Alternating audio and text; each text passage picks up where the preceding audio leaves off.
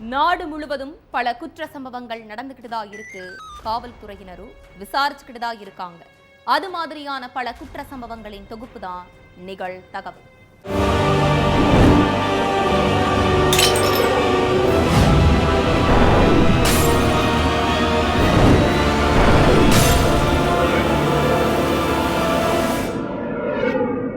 நிகழ்தகவு. ஒன்றாக அமர்ந்து மது அருந்திய கணவன் மனைவி. திடீரென இருவருக்கும் இடையே ஏற்பட்ட வாக்குவாதம்.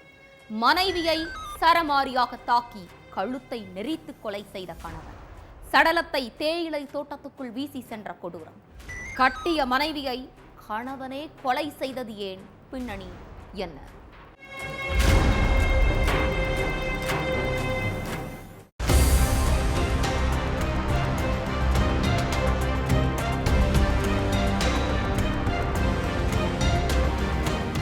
கோத்தகிரி போலீஸ் ஸ்டேஷனுக்கு வேர்க்க விறுவிறுக்க ஜெகதீஷ் குரேங்கிற இளைஞர் போயிருக்காரு. அப்போ அங்க இருந்த காவலர் ஒருத்தர், என்னாச்சு சார், என்ன பிரச்சனைன்னு அவர்கிட்ட கேட்டிருக்காரு. அதுக்கு அவர், சார் 2 நாளைக்கு முன்னாடி என் மனைவி காணாம போயிட்டா. நான் எல்லா இடத்துலயும் என் மனைவியை தேடி பார்த்துட்டேன். அவளை எங்க தேடியும் காணல. அதனால என் மனைவியை நீங்க தான் கண்டுபிடிச்சு தரணும்னு சொல்லியிருக்காரு. உடனே அந்த புகாரை வாங்கின போலீஸ் மாயமான இளம்பெண் சிமாதேவிய எல்லா இடத்துலயும் தேடி இருக்காங்க. அப்போ அங்க இருக்கிற ஒரு தேயிலை தோட்டத்துக்கு நடுவுல சிமாதேவி உயிரிழந்து கிடந்திருக்காங்க. சிமாதேவிய சிறுத்தை அடிச்சு கொன்னுருச்சா இல்ல வேற யாராவது கொன்னுட்டாங்களான்னு சந்தேகப்பட்ட போலீஸ் சிமாதேவியோட சடலத்தை மீட்டு போஸ்ட்மார்ட்டத்துக்கு அனுப்பி வச்சாங்க. அதை அடுத்து சந்தேக வழக்கா பதிவு செஞ்சு விசாரணையில இறங்கினாங்க.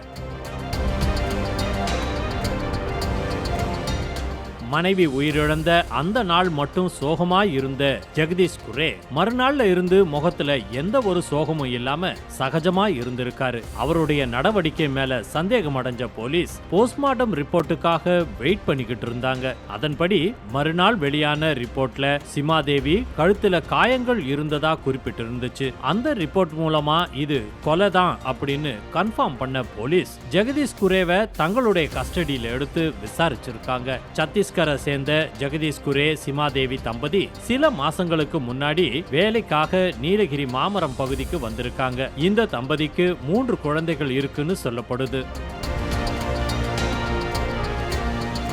கணவன் மனைவின்னு 2 பேரும் அந்த ஏரியாவில் உள்ள தேயிலை தோட்ட ஃபேக்டரியில வேலை செஞ்சுக்கிட்டு இருந்திருக்காங்க. இப்படி இவங்க வாழ்க்கை நல்லபடியா போய்கிட்டு இருந்த நேரத்துல ஜெகதீஷ் குரே மது போதைக்கு அடிமையாகிட்டாரு. வேலையை முடிச்சுக்கிட்டு மது போதையில வீட்டுக்கு போகிற ஜெகதீஷ் குரே அடிக்கடி மனைவி கிட்ட பிரச்சனை பண்ணிக்கிட்டு அவங்கள சுத்தமா கண்டுக்காம இருந்திருக்கிறாரு. அதே மாதிரி மனைவி சிமாதேவியும் செல்போனுக்கு அடிமையாகி இருக்கிறாங்க. எந்நேரமும் செல்போன்ல இன்ஸ்டாகிராம் ரீல்ஸ் பார்த்துக்கிட்டு கணவனை கண்டுக்காம இருந்திருக்காங்க. நான் எப்ப வீட்டுக்கு வந்தாலும் எனக்கு சாப்பாடு கூட எடுத்து வைக்காம நீ செல்போனை தான் யூஸ் பண்ணிக்கிட்டு இருக்கன்னு சண்டை போட்டிருக்காரு ஜெகதீஷ் குரே. பதிலுக்கு சிமாதேவியும் கணவன் கூட சண்டை போட்டிருக்காங்க.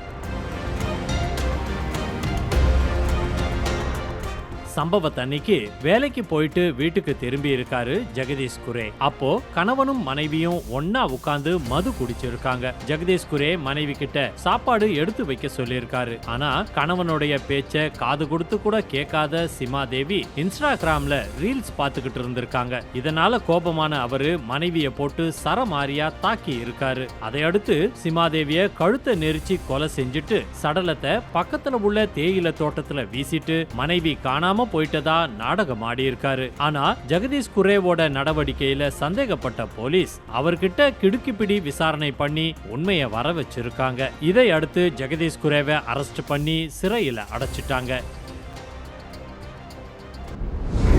அதிகாலையில் வேலைக்கு சென்று கொண்டிருந்த நண்பன் பாதி வழியில் நண்பனை வழிமறித்த சக நண்பன் மறைத்து வைத்திருந்த கத்தியை எடுத்து நண்பனை சரமாரியாக வெட்டிய கொடூரம். உயிரை காப்பாற்றிக் கொள்ள ஓட்டம் பிடித்தும் விடாமல் துரத்தி ஓட ஓட வெட்டி கொலை செய்த பயங்கரம். நண்பனை சக நண்பனை வெட்டி கொலை செய்தது ஏன்? நடந்தது என்ன?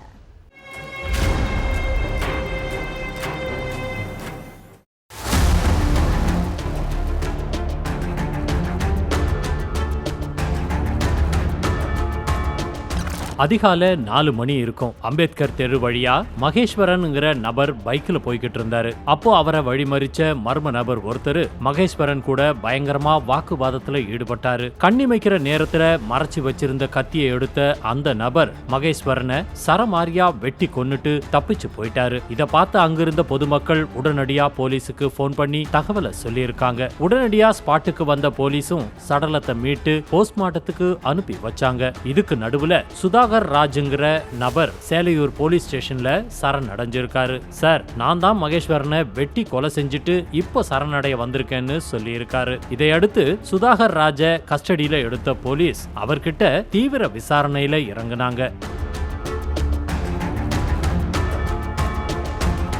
சென்னை மேடவாக்கம் நன்மங்கலத்தை சேர்ந்த மகேஸ்வரன் பராசக்தி தம்பதிக்கு 2 மகள்களும் ஒரு மகனும் இருக்காங்க. மகேஸ்வரனும் காமராஜபுரத்தை சேர்ந்த சுதாகர் ராஜும் ரொம்ப க்ளோஸ் ஃப்ரெண்ட்ஸா இருந்திருக்காங்க. சுதாகர் ராஜோட பசங்களும் மகேஸ்வரனோட பசங்களும் பக்கத்துல உள்ள பிரைவேட் ஸ்கூல்ல படிச்சுக்கிட்டு இருந்திருக்காங்க. கணவனுடைய ஃப்ரெண்ட் அப்படிங்கறதால சுதாகர் ராஜ் கூட பராசக்தி பேச ஆரம்பிச்சிருக்காங்க. முதல்ல போன் நம்பரை பரிமாறிக்கிட்டு நார்மலா பேச ஆரம்பிச்சவங்க அடுத்ததா எந்நேரமும் போன்லயே மூழ்கி கடந்திருக்காங்க. இந்த பழக்கமே இவங்களுக்குள்ள தகாத உறவா மாறி இருக்கு. ஆனா அடுத்த கொஞ்ச நாட்கள்லயே இந்த விஷயம் மகேஸ்வரனுக்கும் தெரிய வந்திருக்கு. 3 குழந்தைகளுக்கு அம்மாவான நீ வேற ஒரு நபரோட பழகிக்கிட்டு இருந்தா நம்ம குடும்பத்துடைய எதிர்காலமே கேள்விக்குறியாயிரும். அதனால இத்தோட சுதாகர் ராஜ் கூட பழகிறத நிறுத்திரு, இல்லன்னா உன்னை நான் சும்மா விடமாட்டேன்னு தன்னுடைய மனைவிய மிரட்டி இருக்காரு மகேஸ்வரன். ஆனா அத காது கொடுத்து கூட கேட்காத பராசக்தி சுதாகர் ராஜ் கூட பழகிறத கண்டினியூ பண்ணியிருக்காங்க. அது மட்டும் இல்லாம தன்னுடைய குழந்தைகளையும் கணவனையும் விட்டுட்டு சுதாகர் ராஜ் கூட தனியா வாழவும் ஆரம்பிச்சிருக்காங்க. இந்த விஷயத்தை கேள்விப்பட்ட சொந்தக்காரங்க பராசக்திக்கு புத்திமதி சொல்லி மறுபடியும் மகேஸ்வரன் கூட வாழ அறிவுறுத்தி இருக்காங்க. அதை கேட்டு அடுத்த கொஞ்ச நாட்கள் மட்டுமே மகேஸ்வரன் கூட ஒழுக்கமா வாழ்ந்த பராசக்தி மறுபடியும் சுதாகர் ராஜ் கூட பேச ஆரம்பிச்சிருக்காங்க. இந்த விஷயத்தை தெரிஞ்சுக்கிட்ட மகேஸ்வரன் மறுபடியும் தன்னுடைய மனைவிய கண்டிச்சிருக்காரு. ஆனா அப்பவும் பராசக்தி அத காது கொடுத்து கூட கேட்கல. இதனால கணவன் மனைவிக்குள்ள பிரச்சனை பூதாகரமா வெடிக்க ஆரம்பிச்சிருக்கு. சம்பவத்தன்னைக்கு அதிகாலையில வேலைக்கு கிளம்பிக்கிட்டு இருந்தாரு மகேஸ்வரன். அப்போ ஃபுல் போதையில தன்னுடைய காதலி பராசக்திய பார்க்க அவங்களுடைய வீட்டுக்கு போயிருக்காரு சுதாகர் ராஜ். அவரை பார்த்து கோபத்தோட உச்சத்துக்கே போன மகேஸ்வரன் அவரை தகாத வார்த்தையால திட்டி வீட்டை விட்டு விரட்டி அடிச்சிருக்காரு. அதுக்கு பிறகு அவர் மரக்கடைக்கு கிளம்பி போயிட்டாரு. ஆனா மகேஸ்வரனை பின்தொடர்ந்து போன சுதாகர் ராஜ் பாதி வழியிலேயே அவரை வழிமறிச்சு மறைச்சு வச்சிருந்த கத்தியை எடுத்து சரமாரியா வெட்டி இருக்கான். உயிரை காப்பாத்திக்கிறதுக்காக மகேஸ்வரன் ஓட்டம் பிடிச்சிருந்தாரு. ஆனா கொலவெறியோட மகேஸ்வரனை துரத்துன சுதாகர் ராஜ் அவரை சரமாரியா வெட்டி இருக்கான். இதுல நில கொலைஞ்சு போன மகேஸ்வரன் சம்பவ இடத்திலேயே சுருண்டு விழுந்து துடிக்க துடிக்க உயிர் இழந்துட்டாரு. அதை அடுத்து சுதாகர் ராஜ் சேலையூர் போலீஸ் ஸ்டேஷன்ல சரணடைஞ்சிட்டான். விசாரணையோட முடிவுல எல்லா உண்மையையும் தெரிஞ்சுக்கிட்ட போலீஸ் சுதாகரை அரெஸ்ட் பண்ணிட்டாங்க. இரவில் பைக்கில் சென்று கொண்டிருந்த பிரபல ரவுடி வழிமறித்து அரிவாளால் வெட்டி கொன்ற கும்பல் பழிக்கு பழியாக அரங்கேறிய கொடூரம். 2015ஆம் ஆண்டு கொலை செய்யப்பட்ட நபர் யார்? தற்போது கொலை செய்யப்பட்ட ரவுடிக்கும் 10 ஆண்டுக்கு முன்பு கொல்லப்பட்ட நபருக்கும் என்ன சம்பந்தம்? பின்னணி என்ன?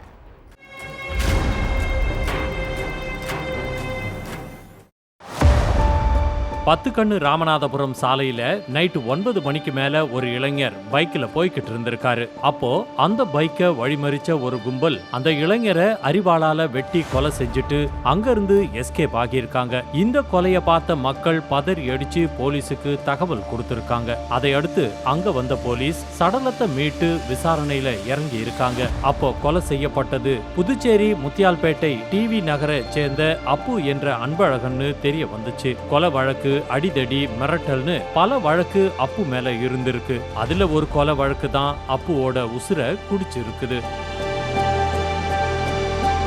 2015 காலகட்டத்துல டிவி நகர்ல ஒரு பெரிய தாதாவா இருந்தவர் தான் கக்கு. கட்ட பஞ்சாயத்து, கொலை முயற்சி, அடிதடி, ஆள் கடத்தல்னு பல குற்ற சம்பவங்களை செஞ்சுக்கிட்டு இருந்த கக்குவை கண்டா அந்த ஏரியாவே நடுங்கும். அவருடைய பக்கத்து வீடு தான் அப்புவுக்கு. அதோட கக்குவும் அப்புவும் சொந்தக்காரங்க தான். அதனால கக்கு செஞ்ச அத்தனை குற்ற சம்பவங்களும் அப்புவுக்குமே அத்துப்படி. அப்பு கூடவே அண்ணன் தம்பிகளான சத்யா, சங்கரும் குற்ற சம்பவங்களுக்கு உடந்தையா இருந்து இருக்கிறாங்க. கடந்த பிப்ரவரி மாசம் பிரபல ரவுடி தெஸ்தானோட மகன் உட்பட 3 பேர் வெட்டி படுகொலை செய்யப்பட்டாங்க. அதுல A1 குற்றவாளி தான் சத்யா. இப்படி ரவுடிகளுடைய சகவாசத்திலேயே இருந்த அப்புவுக்கு ஒரு கட்டத்துல கக்கு மேல வெறுப்பு வந்திருக்கு. காரணம், அப்பு, சத்யா, சங்கர் 3 பேரும் சிலரை சேர்த்துக்கிட்டு கேங்கா இருக்கிறது அப்புவுக்கு பிடிக்கல.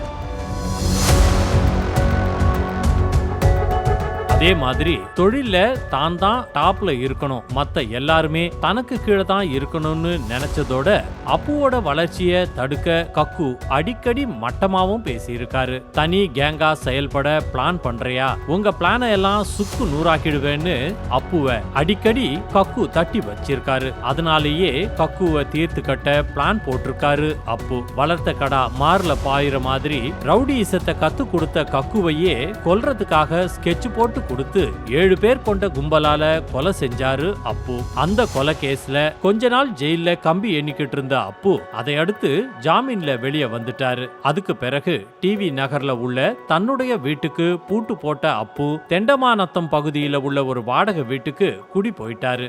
10 வருஷமா டிவி நகர் பக்கமே போகல அப்பு. அப்பு அந்த பக்கம் போகலன்னாலும் கக்குவோடைய 2 மகன்களுக்கும் தன்னுடைய அப்பாவை யாரு கொலை செஞ்சது, எதுக்காக கொலை செஞ்சாங்கன்னு எல்லா விவரமும் தெரிஞ்சிருக்கு. அதனால அப்பாவை கொலை செஞ்ச அப்புவை பழிக்கு பழி வாங்கியே ஆகணும்னு நினைச்ச கக்குவோட மகன்கள் பிரவீன், பிரதீப் 2 பேரும் கூலிப்படைய ஏவி கொலை செஞ்சிருக்காங்க. ஆனா அண்ணன் தம்பி 2 பேரையும் கைது பண்ணி போலீசார் விசாரிச்சப்ப அப்புவோட பூட்டி கிடக்கிற வீட்டை அபகரிக்கிறதுக்காகத்தான் கொலை செஞ்சோம்னு வாக்குமூலம் கொடுத்திருக்காங்க. அப்புவை கொலை செஞ்ச கூலிப்படையை தேடிக்கிட்டு இருக்கிற போலீஸ் பிரவீன், பிரதீப் கிட்ட தொடர்ந்து விசாரணை நடத்திக்கிட்டு இருக்காங்க. மகளை பார்க்க மருமகன் வீட்டிற்கு சென்ற முதியவர் அறைக்குள் கத்தி குத்து காயங்களோடு இரத்த வெள்ளத்தில் சடலமாக கிடந்த மகள். சடலத்துக்கு அருகே தூக்கிட்டு தற்கொலை செய்து கொண்ட மருமகன்.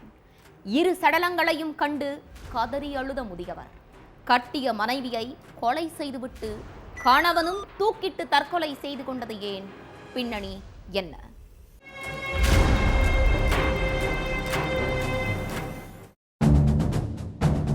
முதியவர் பெரியசாமி தன்னுடைய மகளை பார்க்கறதுக்காக உள்ளால் பகுதியில உள்ள வீட்டுக்கு போயிருக்காரு. அப்போ கதவு பாதி திறந்த நிலையில கடந்திருக்கு. கதவை திறந்து போட்டுட்டு மகள் மஞ்சு வீட்டுக்குள்ள என்ன பண்ணிக்கிட்டு இருக்கான்னு நினைச்சு பெரியசாமி ரூமுக்குள்ள போய் பார்த்திருக்காரு. அங்க மஞ்சு உடல் முழுவதும் கத்தியால கிழிக்கப்பட்டு ரத்த வெள்ளத்துல உயிரிழந்து கிடந்திருக்காங்க. சடலத்துக்கு பக்கத்துல மருமகன் தர்மசீலன் தூக்கு மாட்டி உயிரிழந்து கிடந்திருக்காரு. சடலங்களை பார்த்து கதிகலங்கி போன பெரியசாமி 2 பேருடைய சடலத்தையும் கட்டி புடிச்சு அழுதிருக்காரு. இந்த விஷயத்தை கேள்விப்பட்டு ஸ்பாட்டுக்கு வந்த போலீஸ் சடலங்களை மீட்டு போஸ்ட்மார்ட்டத்துக்கு அனுப்பி வச்சாங்க. அதை அடுத்து மஞ்சுவும் தர்மசீலனும் எப்படி உயிரிழந்தாங்க, இவங்க உயிரிழப்புக்கு என்ன காரணம்னு தெரிஞ்சுக்க போலீஸ் விசாரணையில இறங்குனாங்க.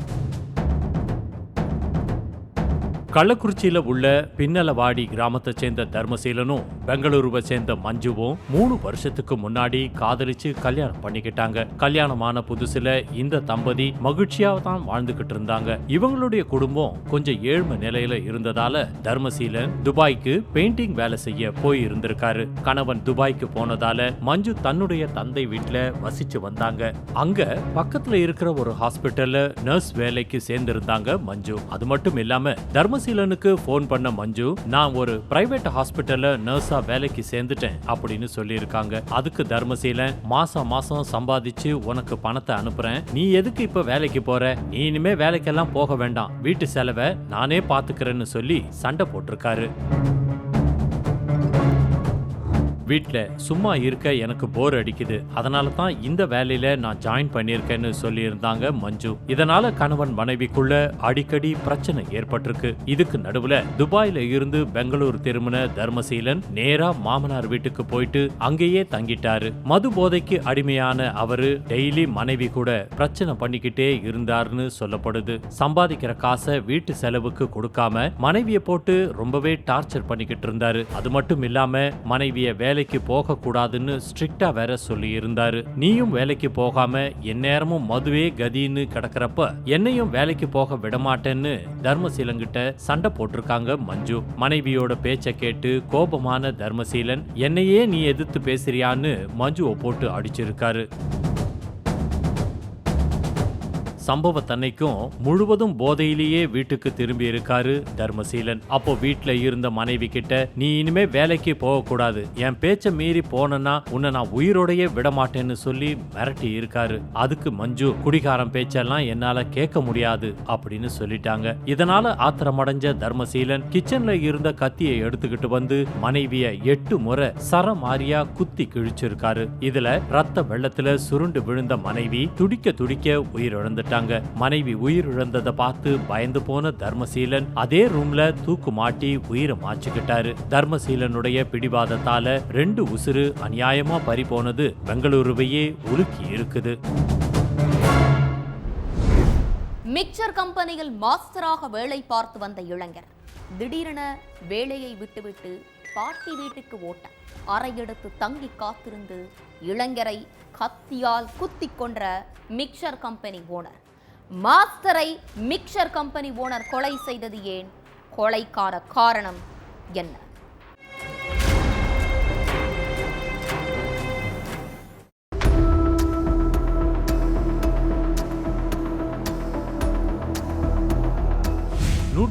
ஆம்புலன்ஸுக்கு ஒரு சிறுவன் போன் பண்ணி எங்க அண்ணனை ஒருத்தர் கத்தியால குத்திட்டு தப்பிச்சு ஓடிட்டாருன்னு அழுதுகிட்டே சொல்லியிருக்கான். அதையடுத்து அங்க ஆம்புலன்ஸ் வந்த உடனே கத்தியால குத்துப்பட்டு கிடந்த இளைஞரை ஹாஸ்பிட்டலுக்கு தூக்கிட்டு போயிருக்காங்க. ஆனா இளைஞர் ஏற்கனவே உயிரிழந்துட்டதா டாக்டர்கள் சொல்லியிருக்காங்க. அதுக்கு பிறகு அங்க வந்த சிறுவன் கிட்ட போலீஸ் விசாரிச்சப்பதான் இளைஞரை கொலை பண்ணது யாரு, எதுக்காக கொலை பண்ணாங்க அப்படிங்கிற எல்லாத்துக்குமே விடை கிடைச்சது.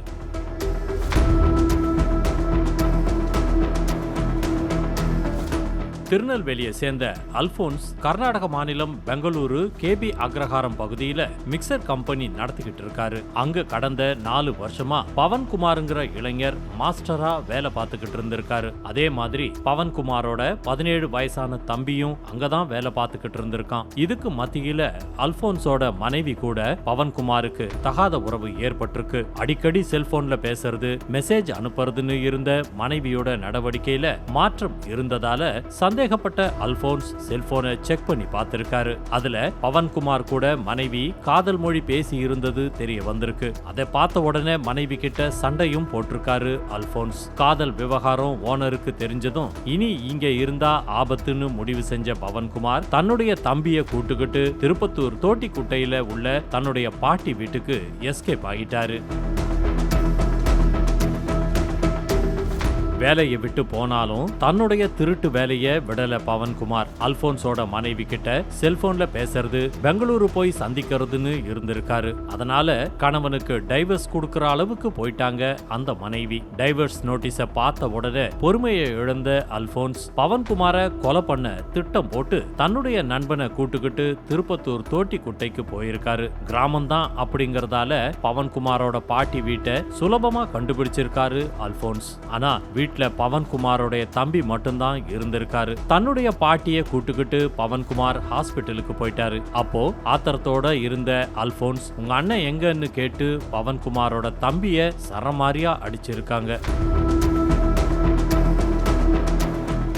அதை அடுத்து இளைஞர் வர்ற வரைக்கும் மிட்டூர்ல உள்ள ஒரு தனியார் திருமண மண்டபத்துல தங்கி இருந்த அல்போன்ஸ் பவன்குமார் வந்த உடனே அவருடைய பாட்டி வீட்டுக்கு போய் கத்தியால குத்தி கொலை பண்ணிட்டு தன்னுடைய நண்பர் கூட கார்ல தப்பிச்சு ஓடிட்டாரு. அதுக்கு பிறகு பவன்குமாரோடைய தம்பி 108 ஆம்புலன்ஸுக்கு போன் பண்ணி தகவல் சொன்ன பிறகுதான் மொத்த உண்மையும் வெளியே வந்திருக்கு. இளைஞரை கொலை செஞ்சுட்டு தப்பி ஓடுன அல்போன்ஸையும் அவருடைய நண்பரையும் பெங்களூர்ல மடக்கி பிடிச்ச போலீஸ் விசாரணை நடத்திக்கிட்டு இருக்காங்க. ஒவ்வொரு குற்றங்களின் முடிவும் சட்டத்தின் கையில். விசாரணை தொடரும். பார்க்கலாம் அடுத்த நிகழ்தகவல்.